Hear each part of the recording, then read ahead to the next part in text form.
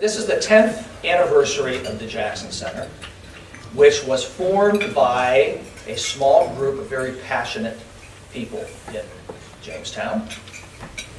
And I think in my mind, there were two driving forces behind the formation of the center. Number one was the compelling story behind Jackson's life. Local Jamestown lawyer makes good, and really good.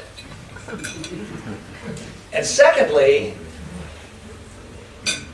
the founders, I believe, saw the direct relevance between Jackson's work and the issues that are forefront in our world today. And this continues to resonate with me all the time. When you see in the news 9/11, how should the terrorists be treated? What are our rights to privacy in today's world? What should happen to Colonel Gaddafi? And on and on. These issues and these challenges are intertwined with the work and the legacy of Jackson. It's not something historical and that we're memorializing. It's stuff that is front and center with the issues that we're all, as a society, grappling with today. For those of you that haven't seen the Jackson Center in Jamestown, it's a building very similar to the Erie Club. It's a beautiful little mansion, and they've added on, the Jackson Center owns the building, and they have built onto the building a beautiful auditorium facility with conference and meeting areas, and they have wonderful programs there. Lectures, workshops, educational programs for people of all ages. I've taken my kids over to hear Holocaust survivors speak. My wife and I have gone over to hear panel discussions on Nuremberg.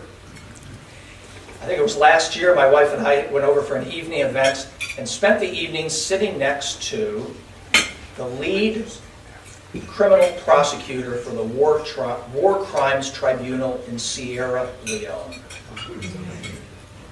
Wonderful, very enriching experiences for us. I'm going to leave you with 3 data points. Number one, the Facebook page that the Jackson Center has followers in over 30 countries today. Their YouTube videos that include historical footage on the Nuremberg trial and interviews of important historical figures has had over 1 million hits. Now, for Lady Gaga and her webpage, 1 million hits would not be a big deal. And I can tell you, for an organization like the Jackson Center, 1 million hits is a big deal, and it's very impressive. Lastly, at the end of August this year, the Jackson Center hosted the 5th annual International Humanitarian Law Dialogues over at Chautauqua Institution, where they bring together the remaining prosecutors that are still around from Nuremberg, up through the prosecutors that are active in the world today, not only Sierra Leone, Cambodia, and on, for a 3-day collaborative dialogue open to the public. There's been nothing like it before. And this was the brainchild of the Jackson Center. And they host these programs not only here in this region, but they collaborate with organizations around the country, hosting programs in New York and Washington, as well as overseas.